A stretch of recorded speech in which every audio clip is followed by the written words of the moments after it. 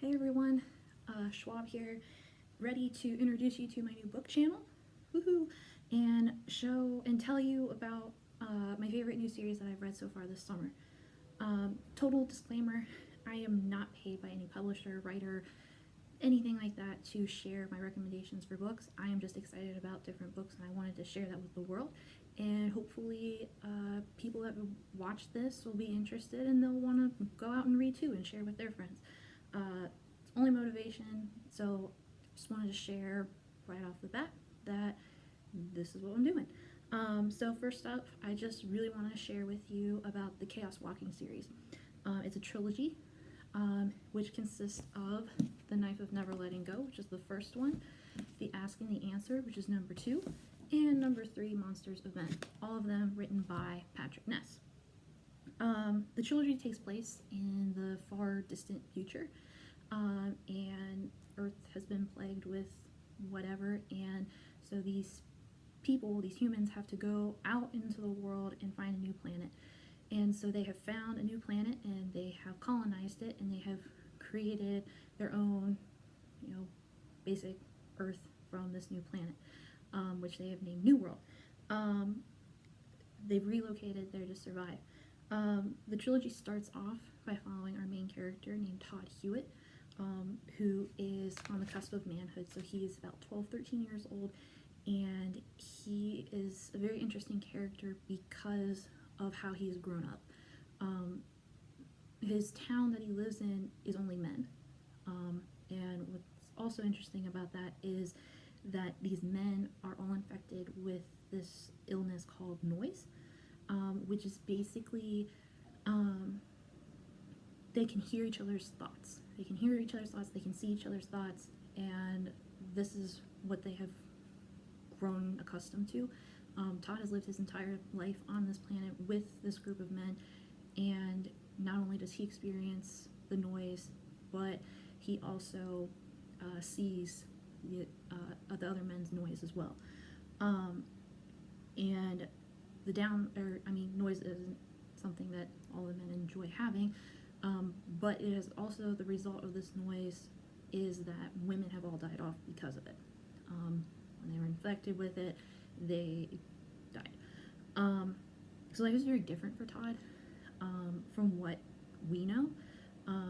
So Todd is living in this world and he decides he's out, being a 12, 13-year-old boy, and he's wandering the woods, and he comes across a girl named Viola, which is very interesting because he was told that they were all dead. So obviously things are not as they seem. So basically from that point forward is Todd and Viola's adventure and how they are trying to protect the Earth, or protect their world, and move towards being friends and things like that. As I said, things are not as they seem, but other things to add to the chaos is that there are calculating and manipulative leaders. There's aliens called the Spackle. There's war going on, and there's also this incoming refugee spaceship of other people, which is where Viola came from, that are trying to inhabit this planet as well. So there's lots of things happening, which makes everything just super chaotic and weird. So that's a brief description of it. The reason why I picked up this series to begin with was because I was reading an article online about different books that are going to be turned into movies or TV series in the next year or so, and I read that the Chaos Walking series is going to be made into a movie sometime in 2020, hopefully.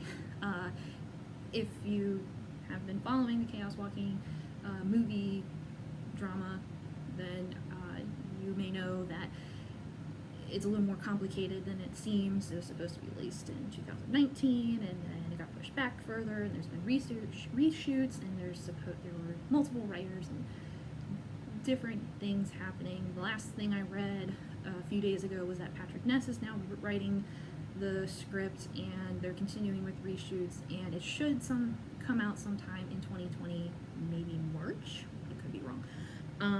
But I was really excited about it, mostly because of who is going to be in the movie.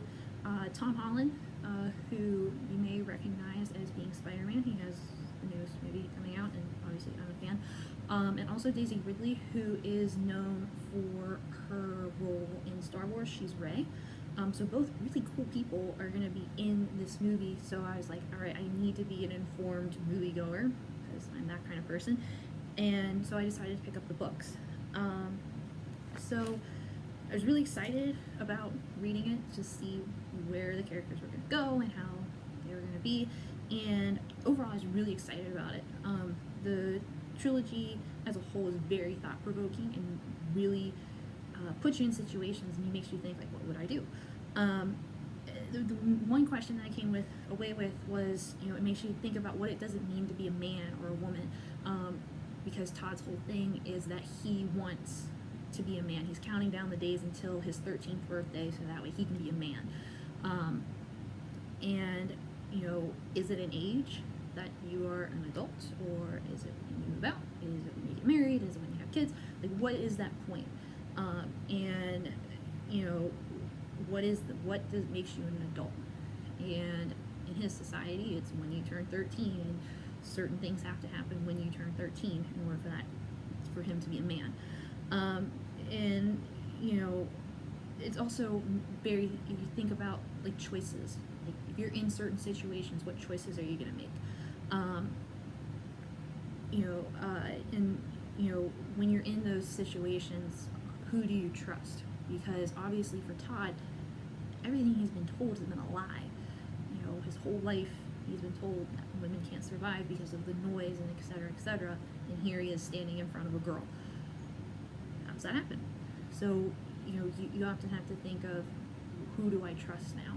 And, when you're in certain situations and you're with people that you don't necessarily like, at one point in the trilogy, Todd and Viola, who are, tight as thieves, are broken apart, and they are with people that are not the greatest.